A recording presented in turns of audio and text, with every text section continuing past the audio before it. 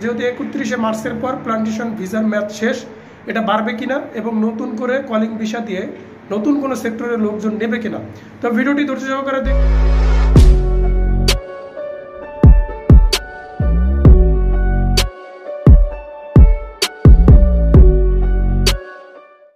আসসালামু আলাইকুম, আশা করি সকলেই ভালো আছেন। প্রবাস কিংবা দেশ যে যেখান থেকে আজকের এই ভিডিওটা দেখছেন, সবার জন্য গুরুত্বপূর্ণ আজকের এই ভিডিওটা। কারণ আপনারা জানেন যে 31শে মার্চ মানে আর আপনার 20 কি 22 দিন পরেই আপনার প্লান্টেশনের সময়সীমার যে শেষ তারিখটা সেটা হচ্ছে যে 31শে মার্চ পর্যন্ত রয়েছে। তো এর মধ্যে আমাকে অনেকজনেই কমেন্ট করে বলতেছে যে ভাই আপনার প্লান্টেশনের ভিসার পর নতুন কোনো কলিং ভিসার খুলবে কিনা বা নতুন কোনো সেক্টরের লোকজন নেবে কিনা। তো এরকম নানান ধরনের প্রশ্ন আমার কাছে আসছে কয়েকদিন ধরে।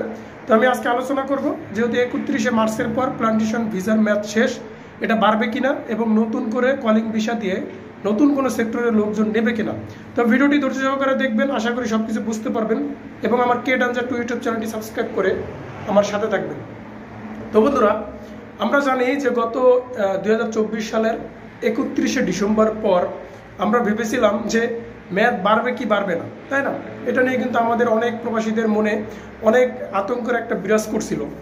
তো এরপর থেকে কিন্তু আমরা ভেবে নিয়েছিলাম যে হয়তো প্লান্টেশনের মেয়াদ বাড়বে না, হয়তো নতুন কোনো সেক্টরের লোকজন নেবে।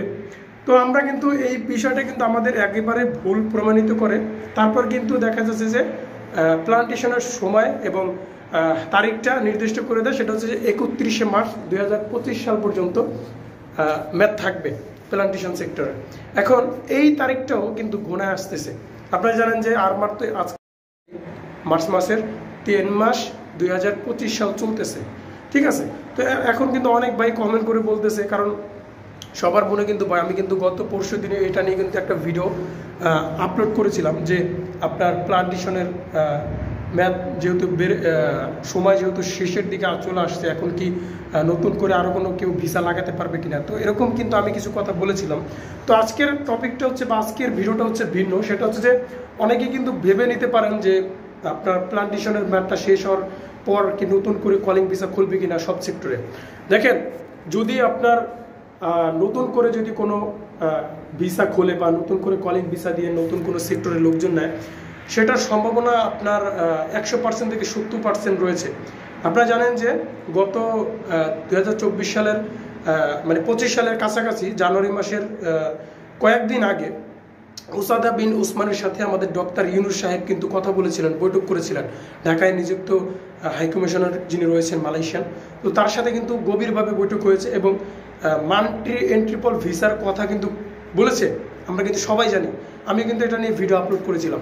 এখন আমি নিশ্চিত করে ধরে নিতে পারি যেহেতু 31শে মার্চ পর্যন্ত প্লান্টেশনের ভিসার মেয়াদ শেষ তারিখ রয়েছে, তো আমি এটা ধরে নিতে পারি এবং আমি আমার পরিচিত যেই লোকগুলো রয়েছে মালয়েশিয়াতে, আমি তাদের সাথে বিশেষভাবে কথা বলেছি যে এরকম এরকম অবস্থা হতে পারে কি না।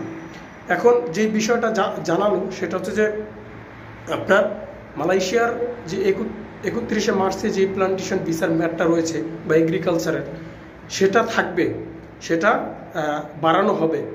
ওকে, এটা হচ্ছে মেন পয়েন্ট।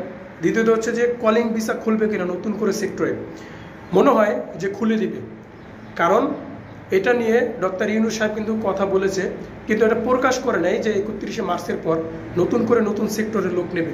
আমার আশা এবং আমি 70% 100%-এর মধ্যে 70% শিওর যে আপনার নতুন করে নতুন সেক্টরে কর্মী নিয়োগ দিতে পারে মালয়েশিয়ান সরকার।